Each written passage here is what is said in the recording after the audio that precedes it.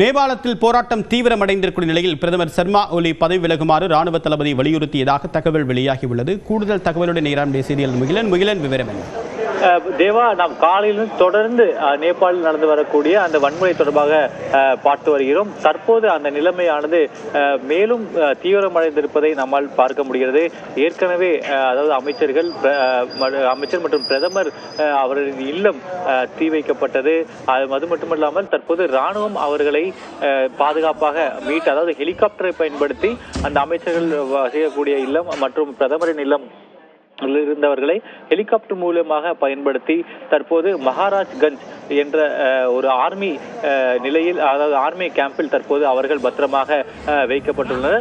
மிக முக்கியமாக இந்த அமைச்சர்கள் மற்றும் பிரதமர் ஆகியோர் மற்ற நாடுகளுக்கு செல்வதற்காக ஒரு திட்டம் வைத்திருந்ததாக தகவல் வெளியாகிறது. முதற்கட்டமாக பிரதமர் சர்மா ஒலி துபாய் செல்வதற்காக திட்டமிட்டிருந்ததாகவும் அவருக்கென்று ஒரு சிறப்பு பகுதிகளில் அதிகப்படியான ட்ரோன்களை பறக்கவிட்டு மற்றும் பட்டாசுகளை வெடிக்க வைத்து எந்த ஒரு விமானமும் தரையிறங்குவதோ அல்லது ஹெலிகாப்டர் தரையிறங்க முடியாத வகையில் தற்போது அவர்கள் அங்கு அந்த போராட்டத்தில் ஈடுபட்டு வருவதாக தகவல் வெளியாகிறது.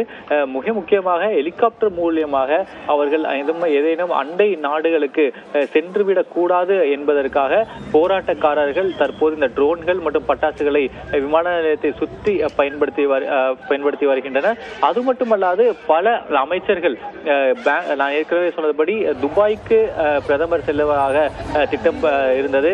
அதைத் தொடர்ந்து தற்போது மற்ற அமைச்சர்கள் தாய் விமானம் மூலியமாக பேங்காக் அல்லது சீனாவுக்கு செல்வதற்காகவும் தொடர்ந்து